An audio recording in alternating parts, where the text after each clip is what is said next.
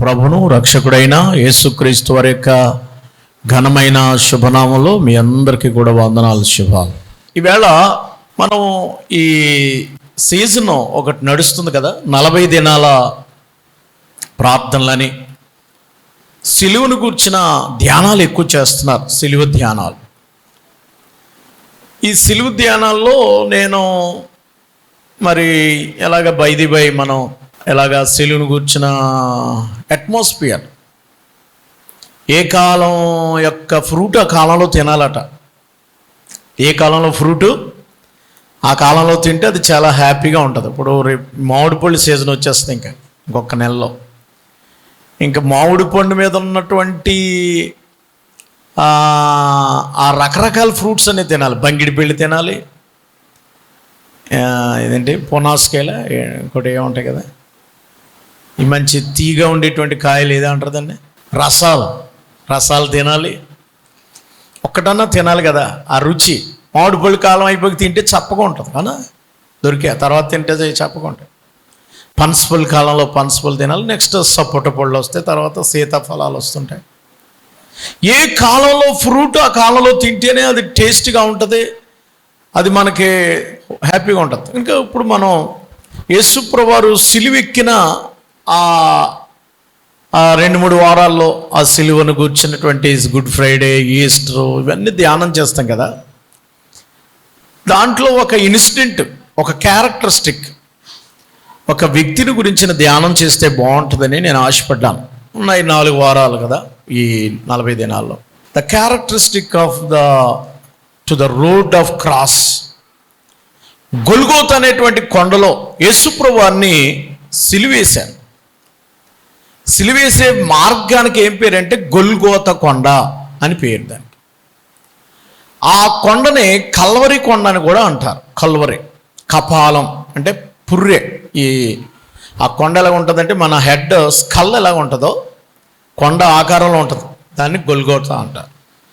Skull అంటే కదా తెలుగులో డెప్ప. పుర్రె అంటే మీకు తెలియదు కాబట్టి డెప్ప. సో ఈ డిప్ప ఆకారంలో ఉంటుందంట. ఏంటి, కొండ అలా గుండ్రంగా, స్కల్ ఎలా ఉంటుంది మంది ఇలాగ బూడిగుండె ఎలా ఉంటుందో అట్లా ఉంటుంది. ఆ కొండ మీద ప్రయాణం యేసుప్రభువారు ఎక్కాలి. గొల్గోత కొండ, రాళ్ళు, రప్పలు, ముళ్ళ తొప్పలు ఉంటాయి. రోడ్డు వేయలేదు అక్కడ, కొండ కదా, రోడ్డు ఉండదు. ఆ గొల్గోత కొండ మీదకి ఎక్కించాలి యేసుప్రభువారిని. పైగా ఏం మోయాలి, సిలువ మోయాలి. 16 పౌండ్లు బరువు అన్నారు. పౌండ్లు మరి ఇంచుమించు మరి ఎన్ని కిలోలు బరువు ఉంటుందో తెలియదు. ఆ సిలువను మోస్తూ కొన్ని కిలోమీటర్లు ఆ యెరూషలేం వీధులు గుండా నడిపిస్తూ, తర్వాత ఈ సిలువేయబడినటువంటి ఎవరైతే ఉంటారో వారిని కొరడాలతో కొట్టడం, గాయపరచడం, స్టిక్స్తో గట్టిగా కొట్టడం. ఎవరు, ఈ బంట్లు ఉంటారు కదా, తినేసి బాగా బలిసిపోయినటువంటి వీళ్ళు మిలిటరీ వాళ్ళు ఉంటారు కదా, వాళ్ళు అన్నమాట. వాళ్ళు బలవంతా ఉపయోగించి పడేళ్ళని కొట్టడం. ఆ రెల్లు అంటే గేలం ముళ్ళు లాంటిది, దాన్ని తగిలించి కొడతారనమాట. స్కిన్లో దిగి చిర్రని చీరుకుంటూ వస్తుంది అనమాట స్కిన్. ఒక పక్కన బరువు మొయ్యాలి, ఓ ప్రక్కన దెబ్బ పడుతుంటే స్కిన్ ఊడిపోతూ ఉంటుంది. నడవకపోతే కాళ్ళ మీద కొడతారు, ఆ దెబ్బ తట్టుకోలేక స్పీడ్గా నడవాల. Very dangerous. సిలువ మోయడం అనేది is only one and only Jesus Christ. యేసు ప్రభుకు మాత్రమే ఆ సిలువను మోయడం సాధ్యం. ఎందుకంటే ఆయన దేవుడు. మనిషి అయితే దారిలో చచ్చిపోతాడు, 40 దెబ్బలకి చచ్చిపోతాడు, సొమసిల్లిపోయి కోమలోకి వెళ్ళిపోయి చచ్చిపోతాడు. దేవుడు కాబట్టి ఆయన తట్టుకోగలిగాడు. ఆయన అలా వెళుతున్నప్పుడు ఒక ఇన్సిడెంట్ జరిగింది. 14 స్టేషన్లు జరిగాయట. 14 స్టేజెస్ అంట, స్టేషన్స్. సిలువ దగ్గరికి వెళ్ళేటప్పుడు ఆయన సిలువ వేయటం, ఆయన కింద పడడం, మళ్ళా లేవడం, మరియమ్మ గారితో మాట్లాడడం ఒక స్టేజ్, తర్వాత 4వ స్టేజ్, తర్వాత 5వ స్టేజ్ ఇంకొక ఆయనతో బరువు మోతించడం. యేసుప్రభువారు బోర్లంగా పడిపోవడం, ఇది మొయ్యలేక మళ్ళీ లేపడం, మళ్ళీ మోర మీద పెట్టి కదండి మనం పాడతాం, మోయలేక క్రింద పడగా లేపి మరలా మోపిరి, లేపి మరలా మోపిరి. సిలువ విలువను ఎరుగుమా, వెలుగు బిడ్డవై మెలగుమా.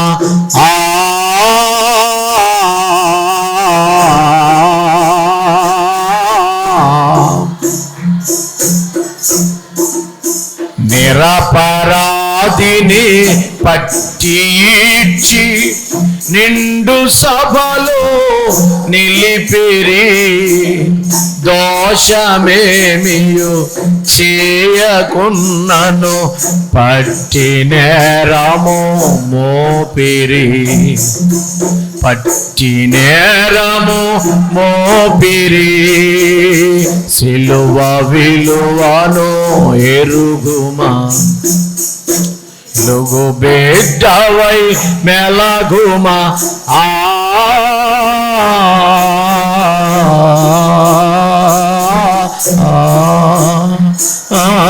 హల్లెలూయా. ప్రియులారా, సిలువ గుండా వెళ్తుంటే పడిపోతా, కింద పడతా, బోర్లగా టప్పన పడిపోతే సిలువ 16 పౌండ్లు బరువైనటువంటి ఆ సిలువ మీద పడిపోతే మళ్ళా లేపి మళ్ళా పెట్టడం. ఎండ కాస్తుందో ప్రక్కన ఈ చెమట్లో నుంచి బ్లడ్ ఎప్పుడు వస్తుందో చురుకు చురుకు చురుకుమని పోటు వచ్చేస్తట. మనకి బ్లడ్, చెమట బ్లడ్, రక్తము బ్లడ్ కలిస్తే, రక్తమును చెమట కలిస్తే అది ఒక రకమైనటువంటి పెయిన్, బాధ వస్తుంది. బాధతో ఆయన సిలువ మోస్తున్నాడు మన ప్రభు అయిన యేసయ్య, మన పాపాల కొరకాయి. ఒక ఇన్సిడెంట్ చెప్తాను మీకు. 3 వచనాలు మాత్రమే ఉన్నాయి బైబిల్లో. ఆ ఇన్సిడెంట్ నేను ఎక్స్టెండ్ చేసి ఒక 7-8 పాయింట్లు చెప్పి ముగించేస్తాను. ఆ వెళుతున్నప్పుడు టపక్కన కింద పడిపోయింది సిలువ. అది యేసయ్య సిలువ, మన పాపాలు భారం మోపబడిన సిలువది. ఆ సిలువను మోస్తుంటుండగా కింద పడిపోయిన సిలువను యేసు ప్రభువాన్ని కొండ మీదకి తీసుకెళ్ళాలి కదా. మరి ఈలోగా ఆయన ఏమో డ్యామేజ్ అయితే మరి సిలువ శిక్ష అమలు చేయకపోతే అది చరిత్రలో మళ్ళీ రిమార్క్గా మారిపోద్ది. ఆయన కొండెక్కి వరకు, సిలువేసి వరకు బతికుండాలి. లేకపోతే మధ్యలో చచ్చిపోయాడంటే సిలువ మొయ్యలేదు, శిక్ష అమలు అవ్వలేదు అనేటువంటి ఒక వచ్చేస్తుంది. అందుకని స్పీడ్గా కొట్టుకుంటే తీసుకెళ్తున్నారు. ఈలోగా కింద పడిపోతున్న సిలువ అనేసి మార్గ మధ్యలో ఒక ఆయన కనపడ్డాడు. ఆయన పిలిచి, రాయ్ వెళ్ళరా వెళ్ళరా వెళ్ళరా అని పిలిచి ఆ సిలువ ఆయన మీద పెట్టారు. ఎవరు మోసే సిలువ? యేసయ్య మోసే సిలువ తీసుకెళ్ళి ఒక ఆయన్ని తీసుకొచ్చి ఆయన మీద సిలువ పెట్టారు. అసలు మనం సిలువ ఎంతో ప్రాముఖ్యంగా ఎంచుకుంటాం కదా, ఆ సిలువను ముద్దాడుతాం కదా. యేసు మోసిన సిలువే. మరి అనుకోని రీతిగా ఆల్ ఆఫ్ సడన్గా ఆ కోడ వెళ్తున్నాడు ఒక ఆయన. వెళ్ళరా వెళ్ళరా అని తీసుకొచ్చి ఆ సిలువ అతని మీద పెట్టారు. సార్ సార్ సార్ సార్ నేను మొయ్యలేనేమో సార్, మై కాసేపు అడిచా. యేసు ప్రభు సిలువ ఎత్తుకునే అంత ధన్యుడు ఎవరండి? యేసయ్య మోసే సిలువ, మన పాపాల మోసే సిలువ మోసేటువంటి శిష్యుడు, ఆ ధన్యుడు ఎవరండి? ఎవరైనా శిష్యుడా? యేసుప్రభు శిష్యుడా? మోసినోడు యేసుప్రభు శిష్యుడా? కాదు. బైబిల్లో చాలా పేర్లు రాయబడలేదండి. ఒక మనుషుడు అని రాసి చేశారు. పాపాత్ముడు ఒక స్త్రీ, లేకపోతే ఒక్కొక్క చోట ఆ పేర్లు ఉండవు, మనకే కనబడతాయి కొన్ని చోట్ల పేర్లు. కానీ ఈయన పేరు రాశారు బైబిల్లో. ఆయన పేరు రాశారంటే అసలు నేనేమి జీవగ్రంథంలోకి ఎక్కిందంటే అది అంత ధాన్యత. ఎవరో మనుషుడు? పరిశుద్ధ గ్రంథంలో మత్తయి సువార్త 26వ అధ్యాయము, మత్తయి సువార్త 27వ అధ్యాయం 27వ అధ్యాయం 32వ వచనం, 27వ అధ్యాయం 32వ వచనం. వారు వెళ్ళుచుండగా కురేనీయుడైన సీమోనును ఒకడు కనబడగా ఆయన సిలువ మోయుటకు అతన్ని బలవంతము చేసిరి. ఆ మనుష్యుడు వారు వెళుచున్నారు సిలువ యాత్ర గొల్గోత కొండ మీద. కపాలం అన్నాను కదా, అది పుర్రు అంటే కపాలం అండి. కపాలమని అర్థం ఇచ్చేటువంటి గొల్గోత అనబడే చోటకు వచ్చి, ప్రియులారా, గొల్గోత కొండ మీద అది తిన్నగా ఉండదు, కపాలలా ఉండదు అంటే ఎక్కడానికి. ఈయన ఎవరో చెప్తున్నాను కదా. ఇప్పుడు మనం ధ్యానించే అంశం ఏంటంటే కురేనీయుడైన సీమోన్. కురేనీయుడైన సీమోను గురించి మనం నేర్చదగిన పాఠ. కురేనీయుడైన సీమోను ఎవరు?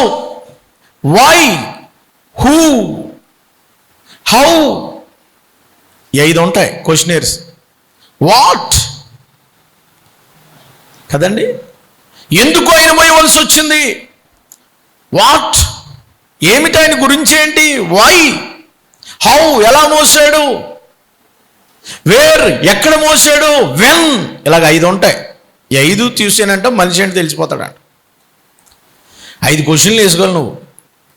వాట్, వై, వేరు, వెన్, హౌ అని వేసుకుంటే మీరు ఎవరో తెలిసిపోతారట.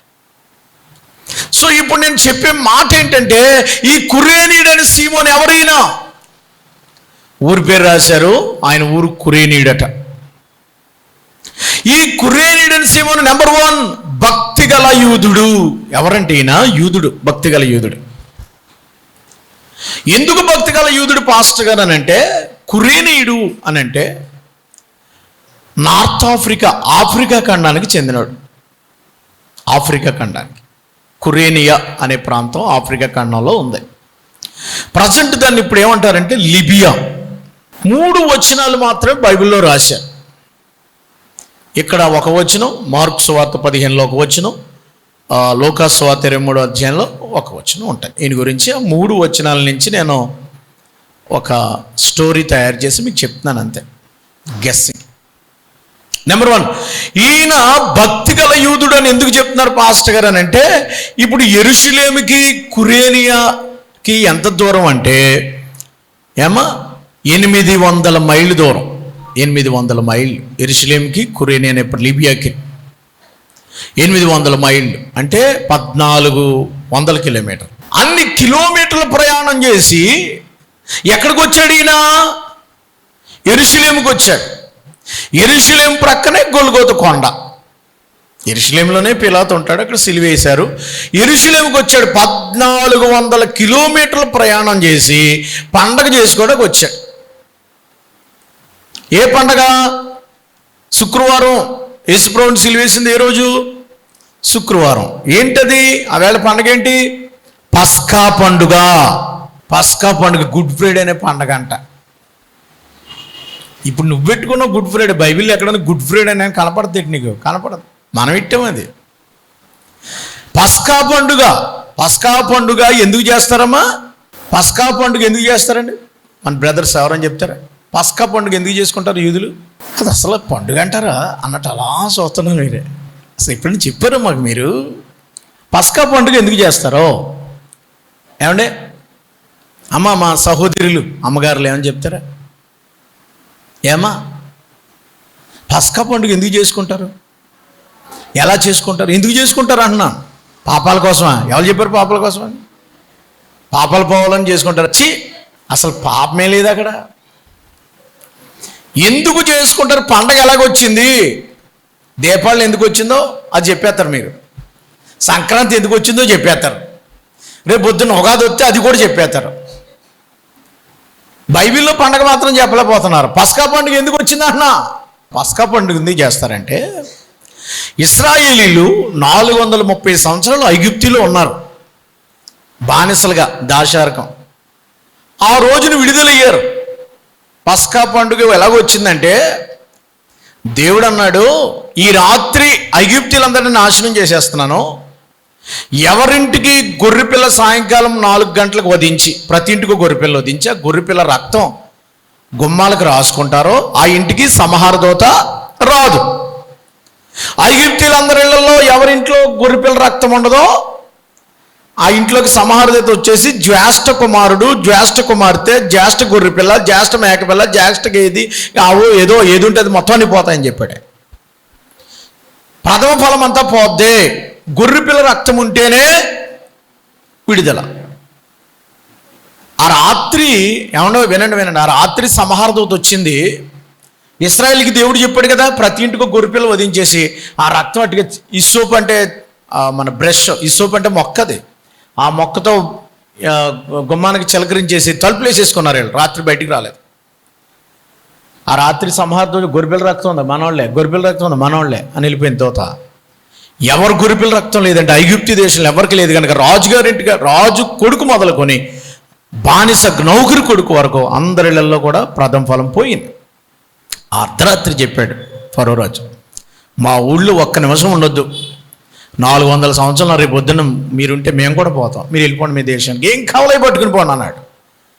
ఇశ్రాయేలీయుల్ని ఐగుప్తు నుంచి విడుదల చేసిన రోజే పస్కా పండుగ దేవుడు చేయమన్నాడు. ఇశ్రాయేలీయుల్ని ఐగుప్తు నుంచి విడుదల చేసిన రోజే పస్కా పండుగ.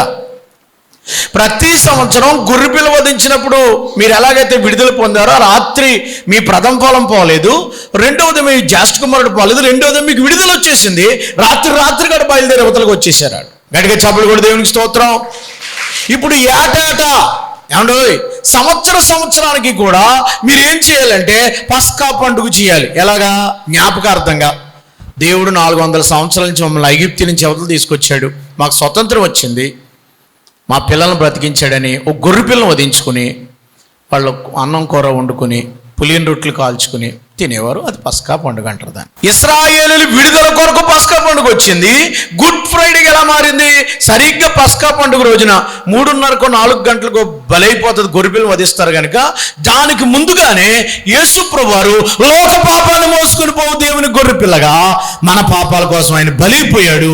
పస్కా పోయి గుడ్ ఫ్రైడే వచ్చింది. అర్థమైన వాళ్ళు చప్పట్లు కూడా దేవుని స్తోత్రం చెప్పండి. ఇంకా పస్కా పండుగ లేదు ఇక మనకి. ఇప్పుడు ఏం పండుగ అంటే పస్కా పండుగ కాస్త గుడ్ ఫ్రైడేగా మారిపోయి గొర్రెపిల్ల స్థానంలో ఎవరు గొర్రెపిల్లగా వచ్చారు? యేసు ప్రభువారి గొర్రెపిల్లగా వధించబడ్డారు.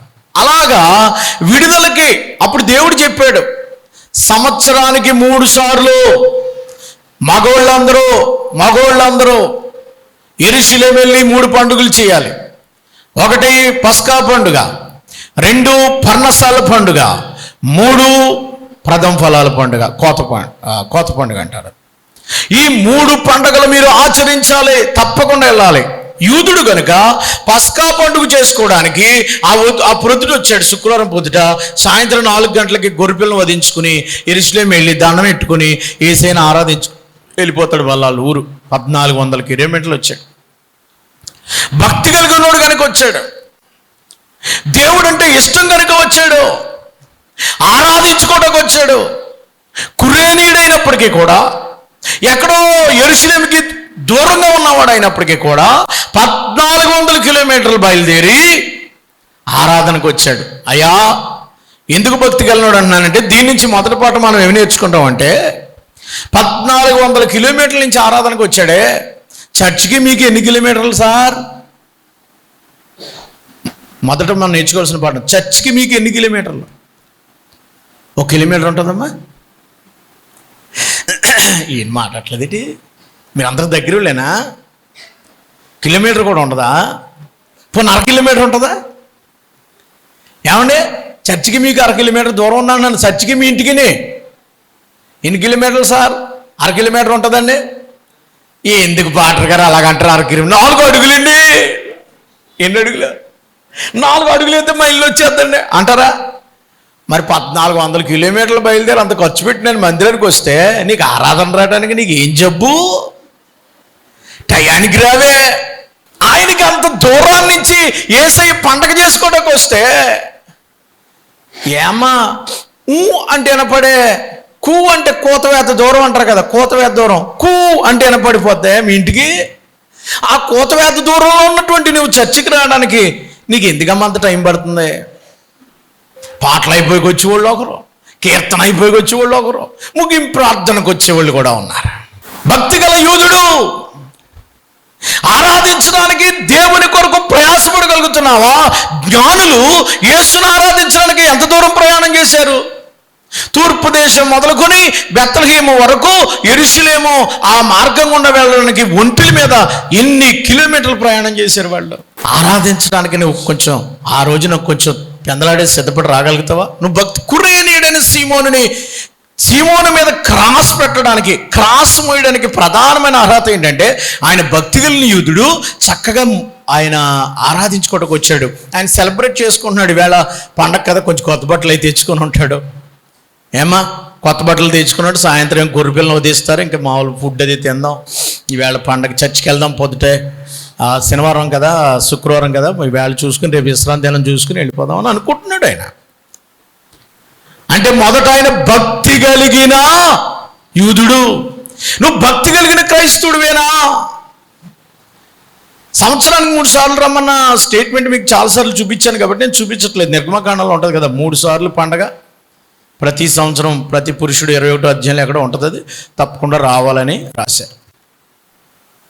సో కనుక ఈయన భక్తి కలిగిన వాడు కనుక దూరం ఎంతైనా, నిర్గమకాండం 23వ అధ్యాయం 17వ వచనం, ఆమె ఎన్నిసార్లు? సంవత్సరానికి 3 సార్లు పురుషులందరూ ప్రభువు అయిన యెహోవా సన్నిధిని సంవత్సరానికి 3 సార్లు కనపడాలంటే కంపల్సరీ వెళ్ళు. ఎందుకంటే 1400 కిలోమీటర్ల దూరంలో వెళ్తే వారం వారం ఎందుకు రాలేదని మీరు అడగొద్దు. వారం వారం మళ్ళీ చర్చలు ఉంటాయి. పండగకి మాత్రం హెడ్ క్వార్టర్కి వెళ్ళిపోవాలి. ఏ పండగకి రావాలో 16 వచనంలో రాశాడు. మీరు ఇంటికి వెళ్ళాక చదువుకోండి, టైం అయిపోతుంది కాబట్టి నేను పరుగులెత్తేస్తున్నాను. ఓకే, భక్తి కలిగిన యూదుడు కనుక దేవుని ఆరాధించుకోవడానికి, దేవుని కనపరచడానికి, ఆ పండుగ చేసుకోవడానికి దూరం ఎంతైనా, భారం ఎంతమైనా యెరూషలేముకి వచ్చాడు. నువ్వు రాగలుగుతున్నావా? నీ పని మానుకోగలుగుతున్నావా? ఎన్నో పనులు ఉన్నాయి ఆయనకి. 1400 కిలోమీటర్ల రోజులంటే బస్సు లేదు, ట్రైన్ లేదు, హెలికాప్టర్ లేదు, విమానం లేదు. గాడిద మీద కానీ, గుర్రం మీద కానీ, ఒంటి మీద కానీ రావాలి, లేదా నడిచి రావాలి, అంతే. అంత దూరం నడిచి వచ్చి యేసయ్యను ఆరాధించాడు. అయ్యా ఆసక్తి ఉందా దేవుని సన్నిధికి రావడానికి? నీ పనులన్నీ పక్కనెట్టుకుని రాగలుగుతున్నావా? సమయాన్ని ఇవ్వగలుగుతున్నావా? ఆత్మతో సత్యముతో ఆరాధించగలుగుతున్నావా? దేవునికి స్తోత్రం కలుగును గాక. ఇది మొదటిది, కురేనీయుడు సీమోను. రెండో పాయింట్ ఏంటంటే ఆయన ఎక్కడి నుంచి వచ్చాడమ్మా? లూకా సువార్త 23వ అధ్యాయం 26 వచనం ఉంటుంది. 3 వచనాలు ఉన్నాయి కదా, 3 వచనాల నుంచే మీకు దీన్ని నేను వివరిస్తాను. 26 వచనం, లూకా సువార్త 23వ అధ్యాయం 26 వచనం. వారు ఆయనను తీసుకుని పోవచ్చుండగా పల్లెటూరు నుండి వచ్చుచున్న, ఏ ఊరుడండి? పల్లెటూరుడట. మన బ్యాచ్ ఏమో మనల్ని ఏమంటారండి? పల్లెటూరు వాళ్ళలో. ఏ ఊరు మందే? మన డ్రెస్ చూసి, మన నడికొట్టు చూసి, మన భాష, మన యాస, మన పడికొట్టు, మన మాట తీరు అయ్యి అర్థమైపోయింది అప్పుడే. మన వాళ్ళు ఏ ఊరు వాళ్ళలో? పల్లెటూరు వాళ్ళు.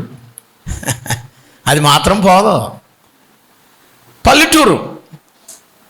ఏ ఊరు నుంచి వచ్చినాడు? రెండవది పల్లెటూరు వాడు. అంటే దానికి కొంత అర్థం చెప్తాను మీకు. మార్కు సువార్త 15:21 కూడా చూడండి. మార్కు సువార్త 15:21. కురేనీయుడైన సీమోను అని ఒక మనుషుడు, చాలా ఏ ఊళ్ళో నుంచి వచ్చాడు చెప్పడానికి ఇద్దరు కన్ఫర్మేషన్, 3 రాశారు వాళ్ళు. ఏ ఊరు నుంచి వచ్చాడండి? పల్లెటూరు. మన బ్యాచే. కొంచెం మనం జ్ఞాపకం చేసుకుందాం. దేవునికి స్తోత్రం కనుక. నేను ఈ సంస్థకి బిషప్ అయిన తర్వాత, ఎవరండి ప్రాచీన దేవుని సంఘానికి బిషప్ అయ్యాడంటే, అధ్యక్షుడు అంటే ఎవరు? ఆడెవడా అనామకుడు అండి, ఆకు ఒక్క తెలియనాడు పల్లెటూరుడు అన్నారు నన్ను. అబ్బా, నా పల్లెటూరు సంగతి ఏంటో చూపిస్తానని చూపించా. దేవునికి స్తోత్రం. నా పల్లెటూరు ఏంటో నీకు తెలిసిపోద్ది అబ్బాయ్. ఎందుకంటే నువ్వు సిటీ వాడు కదా. సిటీలో ఉన్నవాడికి ఏం తెలుస్తుంది? నాగరికుడు, సివిలైజేషన్. సిటీలో ఉన్న వాళ్ళంతా నాగరికత. సిటీలో ఉంటే ఎలా ఉంటుంది? ఫ్యాషను, జుట్లో ఫ్యాషను, డ్రెస్లో ఫ్యాషను.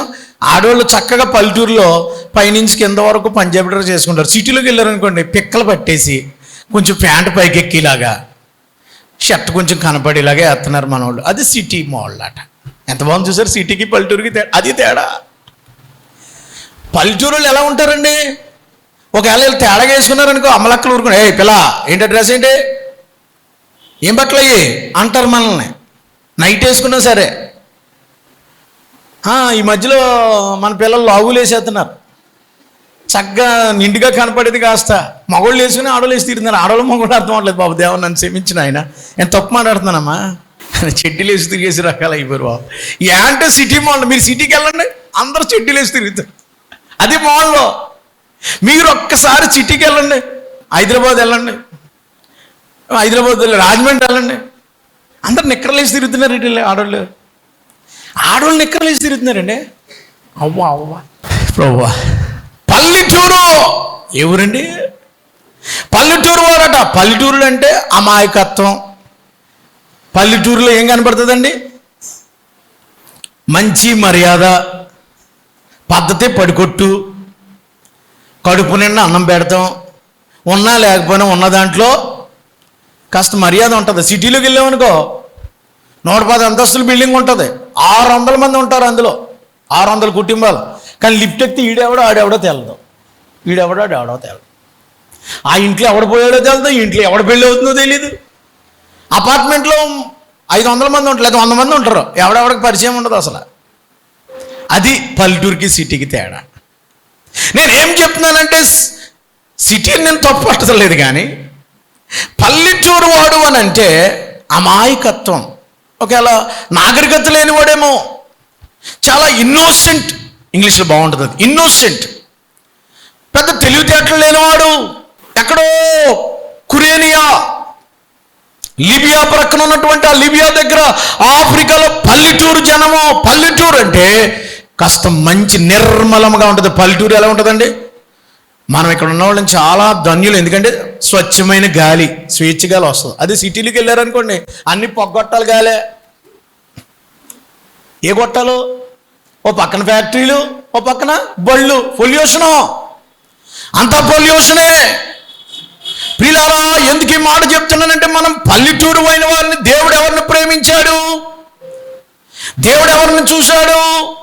అపొస్తలుల కార్యములు 4:13 చూచినప్పుడు పేతురు యోహానులు విద్య లేని పామరులు. ఎవరంటంలో ఈయన కూడా అలాంటి పామరుడే. విద్య లేని అంటే పల్లెటూరు వాళ్ళు, జాలర్లందరూ కూడా పల్లెటూరులో నుంచి వచ్చిన యేసు ప్రభు శిష్యులు పల్లెటూరు వాళ్ళే, విద్యావేత్తలు కాదు, లేకపోతే ఏదో బడాయిళ్ళు కాదు, ఎన్నిక లేని వారు. దేవుడు కావలసింది నిర్మలమైన వారు, పనిచేసే వాళ్ళు. పల్లెటూరు వాళ్ళ మనసు నిర్మలంగా ఉంటుంది. పెద్ద ఏమి కుట్రలు, కుతంత్రాలు, రాజకీయాలు ఏమి ఉండవు పల్లెటూరులో అనుకుంటున్నాను నేను. ఏమంతేనా? ఏదన్నా వస్తే కలిసిపోతారు. అవునా? మాట్లాడరేటి? మీరు ఏమైనా సిటీలోకి వచ్చేసరేటి? ఆ పక్కన ఆడకపోతే ఈ పక్కన వండుకుని తిని రకాల సిటీ వాళ్ళు. మీరంతేనా? అలాగైపోరా? ఇంకా కొంచెం మంచి మర్యాదలు, మన ఊరోడు, మన దేశం, మన లోకం, మన గ్రామం ఉన్నదండి. పల్లెటూరు జీవితం ఆ చెట్టు కింద కూర్చుంటే ఎంత బాగుంటుందని అనిపిస్తుంది నాకు. కొత్తపేటలో ఉన్నా కూడా సాయంత్రం వచ్చి 1 గంట కూర్చుందా అనిపిస్తుంది. కూర్చోటానికి అవకాశం లేక రాలేకపోతున్నాను. ఏ అవకాశం అని అడగండి, నాకు లేదు, అక్కడ లేదు. దేవునికి స్తోత్రం కలుగును గాక. హల్లెలూయా. 2 చేతులు గట్టిగా దేవునికి స్తోత్రం చెప్పండి. హల్లెలూయా. ప్రియులారా, ఇక్కడ పల్లెటూరు ఎవరండి? 1 కొరింథీయులకు రాసిన పత్రిక 1 అధ్యాయము 26వ వచనం. సహోదరులారా, మిమ్మల్ని ఇతను పిలిచిన పిలుపు చూడండి. మీలో లోకరీతిని జ్ఞానులైనను, గనులైనను, గొప్ప వంశమైన వారైనను అనేకులు పిలువబడలేదు, కానీ ఏ శరీరయు అతిశయింపకుండునట్లు జ్ఞానుల్ని సిగ్గుపరచడానికి వెర్రివారిని దేవుడు ఏర్పరచుకున్నాడు. వెర్రోళ్ళని ఏర్పరచుకున్నాడు ఆయన. చదవమా. బలవంతులైన వారిని సిగ్గుపరచడానికి బలహీనులు ఏర్పాటు చేసుకున్నాడు. ఎన్నికైన వారిని వ్యర్థము చేయుటకు లోకములోని ఎన్నికలను దేవుని స్టైల్ అది. ప్రభా, నేను పనికిమాలోని, ప్రభా నేను చేతకాలోని, ప్రభా నేను చదువురాలోని, ప్రభా నాకు జ్ఞానం లేనోని అంటే ఆయన అంటాడు, నువ్వే కావాలా? దేవునికి స్తోత్రం. నువ్వే నా సిలువ ఎత్తుకోవడానికి పని చేస్తావు. నాకు ఏ యోగ్యత ఉందయ్యా? నేను పల్లెటూరుని కదా, విద్య లేని పామరులైనటువంటి జాలర్లు వాడుకున్న దేవుడు. అరణ్యములో గొర్రెలు కాసుకుంటున్నా ఆ మోషే కనబడి, అయ్యా నాకు మాట రాదు, అయ్యా నాకు జ్ఞానం లేదు, నువ్వే కావాలి నా పని చేయడానికి. అయ్యా నేను మేడు పళ్ళు ఏరుకుంటున్నాను, ఆమోసు నువ్వే కావాలి నా పని చేయడానికి. అయ్యా నేను గొర్రెలు కాసుకుంటున్నాను, గొర్రెల కాపరిని, దావీదు రాను నాకు గొర్రెలు కాతిగా అని. అయ్యా మేము చేపలు పట్టుకున్నాం, నో చేపలు కాదు, మనుషులు పడదు రండి, మాకు బైబిల్ ట్రైనింగ్ లేదు, మాకు జ్ఞానం లేదు. ఐ గివ్ యూ, ఆత్మను మీకు ఇస్తున్నాను. మీరు ఎన్నికైన వారిని ఎన్నికైన వారుగా చేస్తాను, పెంట కుప్పలున్న వారిని బలవంతులుగా చేస్తాను, ధీరులైన వారిని లేపుతాను, మిమ్మల్ని ఉన్నతమైన స్థాయికి వస్తానని దేవుడు చెప్తున్నారు. గట్టిగా చప్పలు కొట్టొచ్చుగా. దేవునికి మహిమ కలుగును గాక. ఎన్నిక లేని వాడిని నేను చెప్పాలంటే ఒక సరైన ఇంగ్లీష్ రాదు, ఒక సరైన చదువు రాదు, ఒక సరైన జ్ఞానం లేదు, పనికి మాలేవాడు నన్ను ఈ స్థాయిలో ఉంచాడంటే, ఇంతమందిని నడిపించే కృప ఇచ్చాడంటే, that is the God grace. నా జ్ఞానం కాదు, ఎవరి జ్ఞానం? దేవుని కృప. చప్పలు కొట్టి దేవుని స్తోత్రం చెప్తా. ఎస్, నేను బలహీనండి, నేను చేతకండాన్ని మీరు అనుకోవద్దండి. దేవుడు మిమ్మల్ని వాడుకుంటాడు. నేను పల్లెటూరు దాన్నండి, ఆ జాబ్ నాకు ఎక్కడ వస్తుంది అనుకోవద్దు. దేవుడు నీకు జాబ్ ఇస్తున్నాడు. ఆఫీసుల ముందు నేను ఎలా మాట్లాడాలనుకోవద్దు. వాళ్ళంత పెద్ద పెద్దోళ్ళు, వాళ్ళు పెద్ద కొలుపోళ్ళు. నో, నిన్ను లేపుతా. సంజు శాంసన్ నేను వాడుకుంటాను అన్నాడు. అంతే. చప్పలు కొడితే నువ్వు పనికిరానన్నాడు. ఆయన పనికిరాని తీసి పాడేసాడు. ఆయన ఎందుకు పనికిరాడు అన్నారు. ఈయనకి జట్లు పనికిరాడండి. 3 మ్యాచ్లు పక్కనెట్టేశారండి సంజు శాంసన్ని. ఎందుకు పక్కనెట్టారు మనకు తెలియదు. మొత్తం మీద ఎదురంగా లోపలికి బలవంతంగా తీసుకొచ్చారు, అందులోకి వచ్చేసాడు, నిలబెట్టేశాడు. అంతే. ఓడిపోతున్న జట్టుని నిలబెట్టేశాడు. అందరూ పడిపోతుంటే 89 రన్లు కొట్టి హైయెస్ట్ స్కోర్ తెచ్చుకుని కప్పు తెచ్చుకుని వచ్చేసాడు. పల్లెటూరుడు కావచ్చు, కేరళవాడు కావచ్చు, అగ్రకులంలో పుట్టలేదేమో, కానీ దేవుడు నమ్ముకున్నాడు. చప్పలు కొట్టి దేవునికి స్తోత్రం చేయలేదు. మనల్ని మన వారంలో జరిగింది చెప్పాను నేను, అంతేనా? శాంసంగ్ జట్టులో తీసుకున్నారు బాబు. నాకంటూ టైం వస్తుంది, నాకంటూ ఆయన ఏమని చెప్పాడు తెలుసా? నీవేమో ఫీలింగ్ ఏంటంటే, నాకు టైం వస్తుందండి, ఆ టైం వచ్చినప్పుడు నేనేంటో నిరూపించుకుంటా అన్నాడు. నన్ను తీసిపారేస్తున్నారు, కారణం నాకు తెలీదు. అంతా పెద్ద పెద్దోళ్ళు చూసుకుంటున్నారు. చిన్నోడు నేను, వెనకాల ఎవరు లేరు, కానీ నీ వెనకాల ప్రభు ఉన్నాడు. దేవునికి స్తోత్రం. నీ వెనకాల ఎవరున్నారు చెప్పండి? ప్రియులారా, విద్య లేని వాళ్ళని బలపరచడానికి విద్య ఉన్నవాడిని పక్కనట్టేశాడు. నాకంటే డబ్బున్న వాళ్ళని పక్కనట్టేయడానికి డబ్బు లేని వాళ్ళని పైకి తీసుకొచ్చాడు. కొంప కట్టుకునే యోగ్యత కూడా లేదు నాకు, స్టిల్ టుడే. అయినా దేవుడు వాడుకుంటున్నాడు. దేవునికి స్తోత్రం కలుగును గాక. నాకంటే చాలామంది వాగ్దాటి ఉన్న వాళ్ళు ఉన్నారు, కానీ గాడ్స్ గ్రేస్. 3వ మాట చెప్తాను చూడండి. ఆయన పల్లెటూరోడు. 2వది 3వ వచనం, కురేనీయుడు. కురేనీయులు అంటే ఆ ప్రాంతం లిబియా, ఆఫ్రికా. అంటే నల్లని వాడు. కురేనీయుడు అంటే ఎవరండి? కూషు దేశస్తుడు, నల్లటోడు, నల్లగా ఉంటాడు. నేను నల్లగా ఉన్నాను, నన్ను ఎవరు చేసుకుంటారా, నన్ను ఎవరితో చేసుకుంటుంది అనుకోకు. నేను నల్లటోడిని. రంగు చూసి జాతి బ్లాక్, అమెరికాలో నల్లటోళ్ళని బానిసలుగా చూసి కుట్టేసేవారు వాళ్ళు. నల్లని వారిని, నేను నల్లటి దాన్ని. నీ రూపం చూడేసయ్యా, ఏం చూస్తాడైనా? నీ హృదయాన్ని చూస్తాడు. దేవునికి స్తోత్రం. మనుషులు పై వేషం లక్ష్య పెట్టుదురు కానీ యెహోవా ఏం లక్ష్య పెడతాడట? ఈ కురేనీ ప్రాంతానికి యూదులు క్రీస్తు పూర్వం 365వ సంవత్సరంలో వెళ్ళారండి. అక్కడికి వెళ్ళిపోయి అక్కడ కాపురం ఉన్న ఒక జాతోళ్ళు. అక్కడ 365 అంటే యేసు వచ్చాడు 300 సంవత్సరం కాబట్టి వీడికి 40 కలర్ వచ్చేసింది, నల్ల కలర్. నల్లటోడిని సమాజంలో పెద్దగా పట్టించుకోరు, పెద్ద లెక్క చేయరు, పెద్ద రానివ్వరు. ఈ మధ్యలో అందరూ ఎర్రగా ఉండాలని కోరుకుంటున్నారు. దాని కొరకు రకరకాల రంగులు వాడుతున్నారు. ఏ మనిషి నలుపుగా కనపడకుండా అయిపోయారు. ఇప్పుడు పెళ్లి కూతురుని చూస్తే ఎంత ఎర్రగా ఉందేంటి, ఈవేళ ఎలా ఉందేంటి అన్నట్టుగా అయిపోతున్నారు. పెళ్ళికొడుకు అయ్యాలి అంతా టమాటా రంగు కలర్ వస్తున్నాడు. ఒక పెళ్ళికొడుకు టమాటా రంగు, గోల్డ్ రంగు, రకరకాల రంగులు వేసేస్తున్నాడు బాబుదేవ. కానీ ఈయన నల్లటి వాడు అయినప్పటికీ కూడా దేవుడు ఆ రంగు చూసేవాడు కాదు. కురేనీయులు కొంచెం నల్లగా ఉంటారు, ఆఫ్రికా నుంచి వచ్చిన వాళ్ళు. వీళ్ళు ఆరాధన చేసుకోవడానికి వచ్చారు పెంతెకొస్తు పండక్కి. అపొస్తలుల కార్యములు 2వ అధ్యాయం 10వ వచనం. అపొస్తలుల కార్యములు 2వ అధ్యాయం 10వ వచనం కనపడుతుంది చూడండి. అపొస్తలుల కార్యములు కురేనీ దగ్గర, ఏ ప్రాంతం దగ్గరమ్మా? కురేనీలో లిబియా ఉన్న వాళ్ళందరూ పెంతెకొస్తు పండుగ చేసుకోవడానికి వచ్చారట. ఆ లిబియా ప్రాంతం అనేది ఇప్పుడు ఆఫ్రికా ఖండంలో ఉంటుంది కదా. ప్రియులారా, నల్లని వారు, కూషు దేశస్థుడు తన చర్మమును మార్చుకొనగలడా? ఇర్మియా గ్రంథంలో ఉంటుంది. సో వాళ్ళ స్కిన్ బ్లాక్ అయినప్పటికీ దేవుడు స్కిన్ చూడ్డు, ఎన్నిక లేనివాడిని బలపరుస్తాడు. నేను ఇంకా కొంచెం ముందుకు వెళ్తున్నాను. ప్రియులారా, ఆ నల్లటి చూడండి, చాలామంది నల్లగా ఉన్నాను అనుకుంటారు. సొలొమోను యొక్క ప్రియురాలు పేరేం పేరు తెలుసా? సొలొమోను యొక్క ప్రియురాలు పేరు ఏం పేరమ్మా? షోలమ్మితి. ఆవిడ ఎలా ఉంటుందమ్మా? సొలొమ్మితి ఎంతమంది? సొలొమోను మహారాజుకి 1000 మంది ఉన్నారు, ఇంచుమించు 1000 మంది భార్య. 7 ఉంచుకున్న వాళ్ళు, 7 సెకండ్ వైఫ్లు, 7 ఫస్ట్, 300 ఫస్ట్ వైఫ్. ఆయనకి ప్రియమైన భార్య గురించి ఒక గ్రంథం రాసేసాడు, పరమ గీతం. సులుమితి ఎలా ఉంటుందయ్యా? ఎలా ఉంటుంది? మొదటి అధ్యాయము 5వ వచనం 4వ వచనం చదువుతారు. 5వ వచనం, యెరూషలేము కుమార్తెలారా. ఎవరమ్మా? నేను నల్లని దానినైనను సౌందర్యవంతురాల్ని. Black beauty. ఏ బ్యూటీ? Black beauty. నల్లని దానినైనను సౌందర్యవంతుడు అయ్యా నువ్వు, సౌందర్యవంతురాలున్నా. చదువు కింద ఏముంది ఏమ్మా?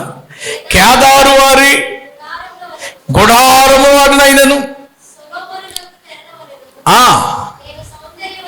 నేను సౌందర్యవంతురాలను, నేను నల్లని దానను, చిన్న చూపులు చూడకండి, నేను ఎండ తగిలిన దానను. చప్పలు కొట్టి దేవునికి స్తోత్రం. మనం ఎందుకు కొంచెం నల్లగా ఉంటామంటే సూర్యరశ్మి కొంచెం దగ్గరగా ఉన్నాం. అమెరికా వాళ్ళకి సూర్యరశ్మి తగ్గదు, అంత చలి, చల్లగా ఉండటం వల్ల ఎర్రగా వచ్చేస్తారు వాళ్ళు, అంతే. మన వాళ్ళు కొయిటికి వెళ్తే చూడండి ఎలాగైపోతారు. అసలు ఆ ఛాయ్ బాగా చూడటానికి మన కళ్ళు మెరిసిపోయేలాగా ఉంటారు కదా. నేను ఎండ తగిలిందానంటే శ్రమకు, కష్టానికి, బాధలకి, బరువులు మోయటానికి ఏబుల్. దేవునికి స్తోత్రం. నన్ను నల్లం దాన్ని చిన్న చూపులు చూడకండి. నన్ను నేను అన్ని రకాలుగా పని చేయగలను. ఎండ తగిలి ఉన్నాను అంటే నేను శ్రమలకి, కష్టాలకి తట్టుకోగలను. దేవుని పని చేయడానికి ఉపయోగపడతాను. దేవునికి పెళ్లి కూతురుగా ఉండడానికి ఇష్టపడతానంటుంది. యెరూషలేము కుమార్తెలతో చెప్తుంది, యెరూషలేము కుమార్తెలారా, నేను నల్లం దాన్ని అనుకుంటున్నారేమో. గొర్రెలు కాస్తుంది ఇవిడి. ఎవరిని కాస్తుంది ఇవిడి? గొర్రెలు మేపుతుంది ఆవిడ కూడా. అమ్మాయి ఇంట్లో ఉండే అమ్మాయి కాదండి, గొర్రెలు మేపే అమ్మాయి. ఇంటికి వెళ్ళాక చదువుకోండి. దేవునికి స్తోత్రం కలిగి ముగించేస్తున్నాను. 1వది ఏంటండి? కురేనీడ్స్ భక్తి గల యూదుడు. 2వది ఏంటమ్మా? పల్లెటూరు. 3వది ఏంటమ్మా? నల్లనేవాడు. అయినప్పటికీ కూడా దేవుని పని చేయడానికి దేవుని శిలువ అతని మీద పెట్టబడింది. ఎందుకంటే ఎండ తగిలినవాడు, బరువు బాధ్యతలు కలిగినోడు, శ్రమకు తట్టుకోగలిగినోడు, నిలబడగలిగినోడు. దేవునికి స్తోత్రం. Black man in White House. America president గురించి రాశారు, అతను నల్లని వాడే కానీ వైట్ హౌస్లోకి వచ్చాడని. బరాక్ ఒబామా 10 సంవత్సరాలు పరిపాలన చేశాడు. ప్రియులారా, ఎందుకు ఈ మాట చెప్తున్నానంటే దేవుడు ఆయన రంగు ఛాయ, ఈ పైవేషం చూడైనా హృదయము రంగు ఛాయలు చూసేది మనమే. నేను నల్లగా ఉన్నా, నేను తెల్లగా ఉన్నా, నేను పొట్టిగా ఉన్నా, పాటలేదు రాదా మీకు? పొడువుగా ఉన్నా, నీవుంటే నాకు చాలయ్యా. ఎలాగున్నా నాకు యేసుప్రభు ఉంటే చాలంటే చాలు. ఈ కలర్ తీసేస్తే లోపల అందరికి వచ్చేదేంటి? అంతే. స్కిన్ తీసేస్తే మళ్ళీ అందరికి ఒకటే రకం. దేవునికి స్తోత్రం కలుగును గాక. హల్లెలూయా. నేను ముగించేస్తానండి. 4వది ఏంటో తెలుసండి? సిలువ. చూడండి, లోకాసు వార్త 23వ అధ్యాయం 26వ వచనం. వారు ఆయనను తీసుకెళ్ళిపోవచ్చుండగా, 3 వచనాలు దగ్గర పెట్టుకోవాలి, ఇక్కడే మాట్లాడతాను కదా. పల్లెటూరు నుండి వచ్చుచున్న కురేనీడైన సీమోను ఒకరిని పట్టుకుని యేసు వెంట సిలువ మోయుటకు అతనిని దానిని పెట్టిరి. ప్రియులారా, యేసు వెంట వెళుతున్నాడంటే అతను యేసు వెంట సిలువ మోయడానికి. అంటే సిలువను వెంబడిస్తున్నటువంటి సీమోన్. సీమోన్ అనేది జనరల్ పేరు. అది సిలువను వెంబడిస్తున్న సీమోను. ఈ సీమోన్ ఎవరండి? సిలువను వెంబడిస్తున్నాడు. అయ్యా, యేసుని వెంబడిస్తావా? ఏమండి, అందరూ వదిలేశారు యేసుప్రభు వారిని. అందరూ వదిలేశారు. ఎవరు? యేసుప్రభు కూడా 5 రొట్టెలు 2 చిన్న చేపలు తినమంది ఎంతమంది ఉన్నారండి? 5 రొట్టెలు 2 చిన్న చేపలు తిన్నప్పుడు ఎంతమంది ఉన్నారన్నాను? పురుషులు ఉన్నారు కదా. వీళ్ళందరూ ఏమైపోయారు ఇప్పుడు? గొల్గోత కొండ వచ్చేటప్పటికి తిండికాడు ఉన్నారు, వీళ్ళు లేరు ఇప్పుడు. శ్రమ వచ్చేటప్పటికి యేసును వదిలేశారు, కష్టం వచ్చినప్పటికీ యేసును వదిలేశారు. యేసు సిలువను వెంబడించుచున్నా, ఆయన వెంబడించడానికి బిహైండ్ ద క్రాస్ అని రాశాడు. యేసు ప్రభు సిలువను వెంబడించడానికి పేతురేడి? చచ్చిపోతాను ప్రభు నీ కోసం చచ్చిపోతానన్న పేతురేడి? ఎక్కడ పోయాడు? మా పక్కన ఉన్నటువంటి ఆ యోహాను ఏమయ్యాడు? పక్కన ఉన్నటువంటి ఇంకొక ఆయన ఎవరు? ఆండ్రూస్ ఏమయ్యాడు? ఫిలిప్ ఏమయ్యాడు? మత్తయి ఏమయ్యాడు? తోమా ఏమయ్యాడు? యూదా ఎలాగపోయాడు అనుకోండి. వీళ్ళందరూ ఏమైపోయారు? ఈయన కొత్తగా ఆ రోజు వచ్చాడు కదా, కొన్ని అద్భుతాలు చూశాడా, ఏమన్నా చూశాడా? 1400 కిలోమీటర్ నుంచి ఆ రోజు వచ్చాడు. యేసు గురించి పెద్ద తెలీదు. ఏంటి నేను ఎంత బాధ పెడుతున్నారు? ఏంటి ఎవరైనా? యేసుప్రభుని సిలువేసే ముందు ఆ సిలువ ముందు ఒక బోర్డు పెట్టిస్తారు, ఎందుకు సిలువేశారని. ఈయన యూదుల రాజుగా అన్నందుకు సిలువ ఇచ్చున్నామని రాశారు. ఆ బోర్డు దానికే సిలువేశారా? అన్యాయపు తీర్పు పొందాడేమో ఆయన.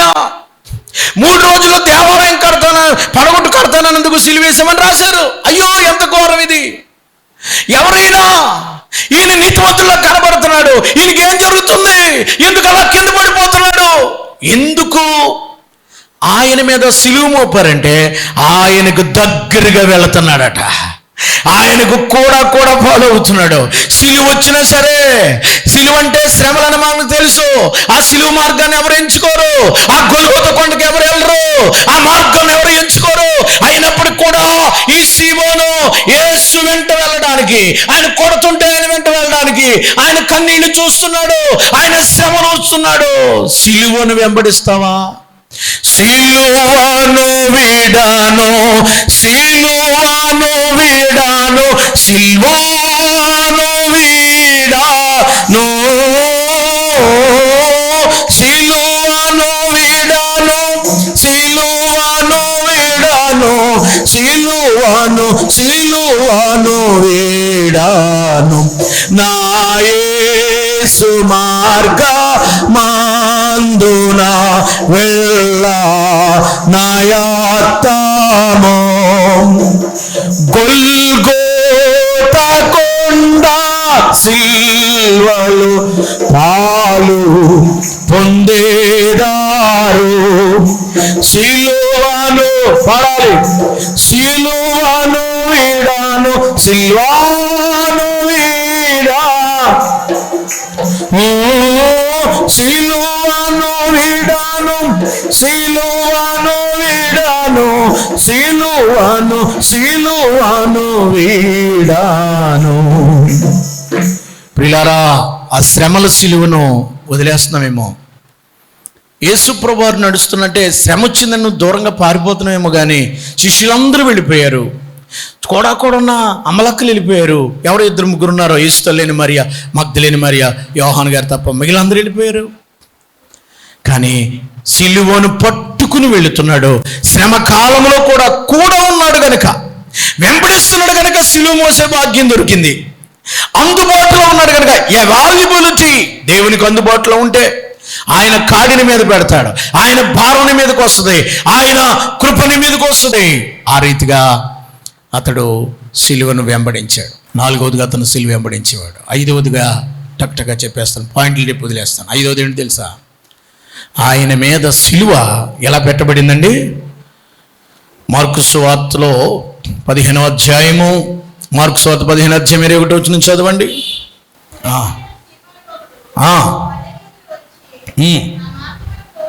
పోవుచుండగా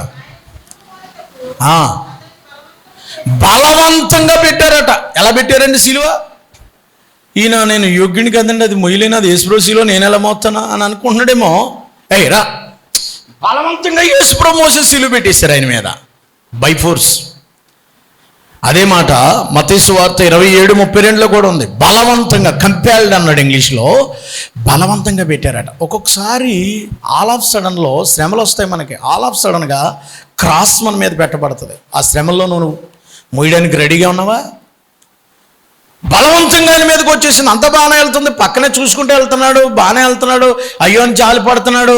యేసుప్రభు వారు ఒక ఆయన రాశాడు, కింద పడిపోతే ఆయన ముఖాన్ని దగ్గర ఏదో ఈయన కొంచెం సరిసి లేపడానికి ఏదో ముఖం మీద నీళ్ళు చల్లడానికి ప్రయత్నం చేశాడని అంటున్నారు.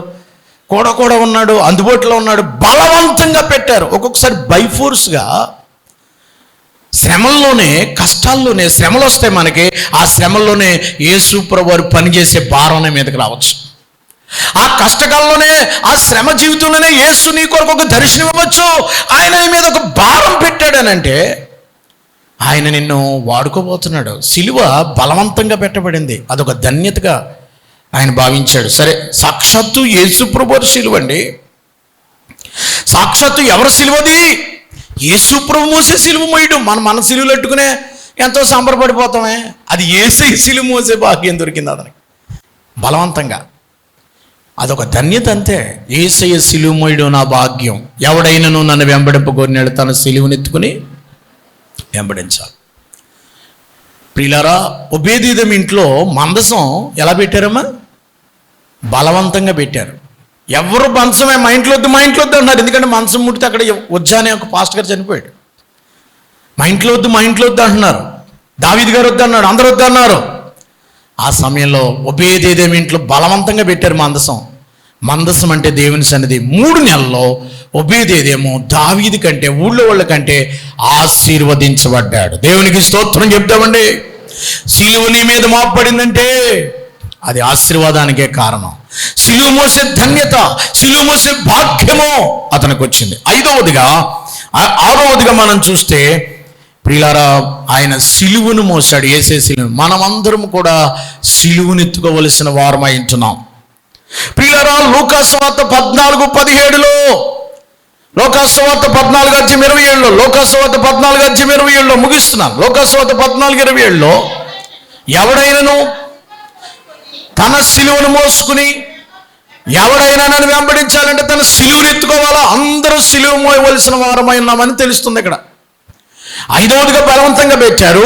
6వది మనం అందరము సిలువ ఎత్తుకోవాలా. ఎవడైనా నన్ను వెంబడింపకోరినాడలా, ఎవరైనా శిష్యుడు కావాలనుకుంటే, ఎవరైనా పరలోకం వెళ్ళాలంటే you bear the cross, you carry the cross. తన సిలువను ఎత్తుకోవాలా. యేసుని వెంబడించడం అంటే సిలువను ఎత్తుకుని మొయ్యాలి. అంటే సిలువ అనుభవంలోకి రావాలి. సిలువ ద్వారా దేవుని స్వార్థను ప్రకటించే వాళ్ళంగా మనం సిలువను మోసేవారుగా ఉండాలి. అది చాలాసార్లు చెప్పాను కాబట్టి ఇంక ముందుకు వెళ్ళిపోతున్నాను. ఇక 7వది ఏంటంటే, ఈ కురేనీయుడైన సీమోను గారు బిడ్డలండి, భక్తి కలిగిన వాళ్ళు. ఆయనకి పిల్లలు ఉన్నారండి, 2 అబ్బాయిలండి, భార్య ఉందండి. చాలా భక్తి కలిగిన వాళ్ళు, భక్తి గల కుటుంబం, పరిచర్య చేసిన కుటుంబాన్ని పెట్టుకోండి. భక్తి గల యూదులు అక్కడ పెట్టుకున్నారు కాబట్టి ఈ కుటుంబము పెంతెకోస్తు పండుగ దినాన్ని పెంతెకోస్తు చేసుకోవడానికి వచ్చి 2:10లో కురేనీయులు కొంతమంది వచ్చారు. అందులో వచ్చి మారు మనసు ఉంది, బాప్తిసం ఉంది, భక్తి కలిగి కూడా 2 కొడుకుల పేర్లు కూడా ఉన్నాయి బైబిల్లో. ఎక్కడున్నాయి? మార్కు సువార్త 15:22 కొడుకుల పేర్లు. ఒక అతని పేరేమో మార్కు సువార్త 15:22లో, ఒక ఆయన పేరు ఏం పేరమ్మా? 22లో అలెగ్జాంద్రునకును రూపునకును. అలెగ్జాంద్రు ఏం పేరు? అలెగ్జాండర్ అంటే అలెగ్జాండర్. లిబియాను గ్రీకులు పరిపాలిస్తున్నారు కాబట్టి అలెగ్జాండర్ కొడుకు పేరు అలెగ్జాండర్ అండి, అలెగ్జాంద్రియా. ఓ కొడుకు పేరు రూపు అంటే రోఫస్. రోఫస్ అనే పేరు. 2 కొడుకులు. ఈ కొడుకుల్లో దేవుని భక్తి కలిగిన వాళ్ళు. అలెగ్జాండర్ ఏమో దేవుని కొరకు అత్సాక్షిగా మారిపోయాడు. రూపు ఏమో పౌలు గారు కూడా సేవ చేశాడట రోమ్లో. రోమీలు రాసిన పత్రిక 16:13 రూపు పౌలు గారు కూడా సేవ చేశాడట. అమ్మ, మీ పిల్లలు సేవ చేస్తున్నారు, చదువుతారా? తీసి వరకు మాట్లాడుతున్నా. 16:13 రోమీలు రాసిన పత్రిక.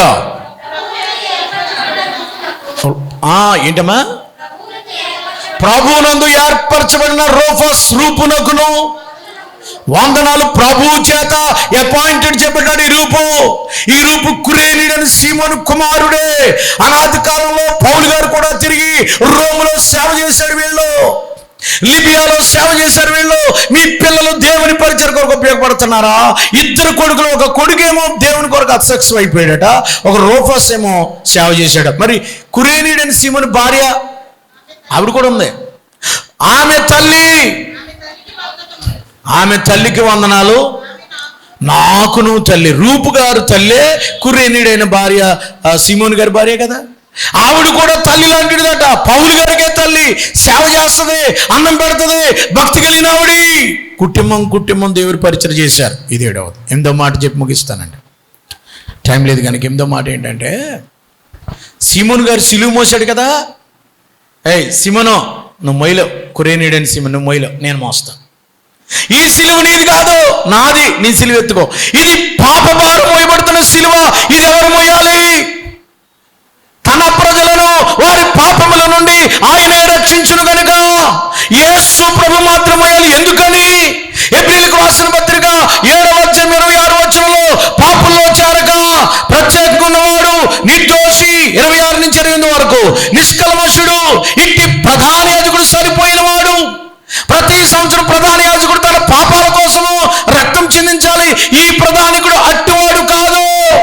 27:28లో ఈ ప్రధాన యాజకుడు తన కోసం రక్తం చిందించవలసినాడు కాదు. ఈయన పరిశుద్ధుడు కనుక పాపులు ఎవరు ఈ సిలువ మోయడానికి ఉపయోగపడరు. సీమోను నువ్వు పుట్టిన కాడి నుంచి పాపుడు, నేను జన్మత కనిక గర్భాన్ని పుట్టాను కాబట్టి ఇది ప్రజల పాపాన్ని మోసే సిలువ కాబట్టి ఈ సిలువని ఎవరు మోయాలి? యేసు ప్రభువే మోయాలి. యేసు ప్రభువును మోస్తేనే ఆ పాపభారం పోతుందని పరిశుద్ధుడు ఆయన. అందుకే వచ్చాడు ఆయన, సిలువను ధరించడానికి, పాపాల నుంచి విడుదల చేయడానికి వచ్చాడు కనుక సీమోను, కురేనీయుడైన సీమోను, ఈ సిలువ నీది కాదు, ఇది నేనే మోస్తాను, పక్కన్న ఆయన అని మరలా సిలువ తీసుకుని, ఎందుకంటే ఆయన తగినవాడు, ఎందుకంటే ఆయన అర్హుడు, ఆయన మాత్రమే మన పాపాలు తీయగలిగినాడు. మనం ఆయన సిలువ మొయ్యగలమా? మనం వేసే సిలువ మొయ్యగలమా? ఆయన సిలువ మొయ్యి తగము. అంత పరిశుద్ధత మనకు లేదు. ఆయన సిలువ మనం ఎత్తుకోలేం. ప్రభువే ఆ సిలువ మోసి మన పాపాలు, మనం మొయ్యవలసిన సిలువ, మనం పడవలసిన శ్రమ, మనం పడవలసిన ఆ బాధ నేను భరిస్తానని యేసయ్య సిలువ మోశారు. యేసయ్య సిలువ మీద తన ప్రాణాన్ని పెట్టారు. కురేనీయుడు సీమోను ప్రాణం పెట్టగలడా? పెట్టలేడు. కురేనీయుడు సీమోను తిరిగి లేవగలడా? లేవలేడు. మనం లేవలేం. మనకి బదులుగా ప్రియులారా, యోహాను సువార్త 18:14 వచనంలో 18:14లో మనుషులందరి పాపాల కొరకు ఒకడు చనిపోవాలి. అది ఎవరో? పరిశుద్ధుడై ఉండాలి, నీతిమంతుడై ఉండాలి, గొర్రెపిల్ల వంటి రక్తం కలిగినట్టు నిర్దోషమైన నిష్కలంకమైన ఉండాలి. యేసు ప్రభువారు మన కోసం భారాన్ని అర్పించాలి. మనం ఆ సిలువ మోయలేం. ఏదో కొద్దిసేపు మోసాడు అంతే. ఆ కొద్దిసేపు శ్రమే, మనం కొద్దిసేపు మోయగలం. ఫుల్గా మోయగలిగింది ఎవరండి? యేసు ప్రభువారే. మన భారాన్ని, అంటే దాని అర్థం ఏంటంటే, నీ భారాన్ని నేను మోస్తాను, నీ శ్రమ నేను అనుభవిస్తాను, నీకు బదులుగా నేను మరణిస్తాను, నేను మీకు రక్షణ, సీమోన్ నిన్ను రక్షిస్తాను, యూ సేఫ్, నేను నీ భారాన్ని మోస్తానని సీమోన్ని, కురేనీయుడు సీమోను రక్షించాడు.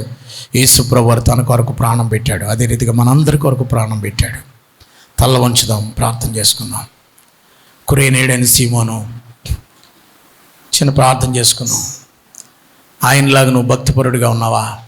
భక్తి కలిగిన యూదుడు, భక్తి కలిగిన కుటుంబం, పరిచయం చేసిన కుటుంబం, పల్లెటూరు వాడే, నల్లని వాడే అయినప్పటికీ దేవుని క్రాస్ మోసే భాగ్యం వచ్చింది. దేవుని క్రాస్ మోయడానికి ఇష్టపడ్డాడు. ఏ రకమైతే నా మీద పెట్టారు కదా, మోస్తాను, యేసుకు నేను సహాయం చేయడం పెద్ద కష్టమేం కాదు నాకు అనుకున్నాడు. అనుకోగలవా? కానీ యేసు అన్నాడు, ఇది నువ్వు కాదు, నీ భారం నేను మోయటకు వచ్చాను కదా, నువ్వు అక్కర్లా.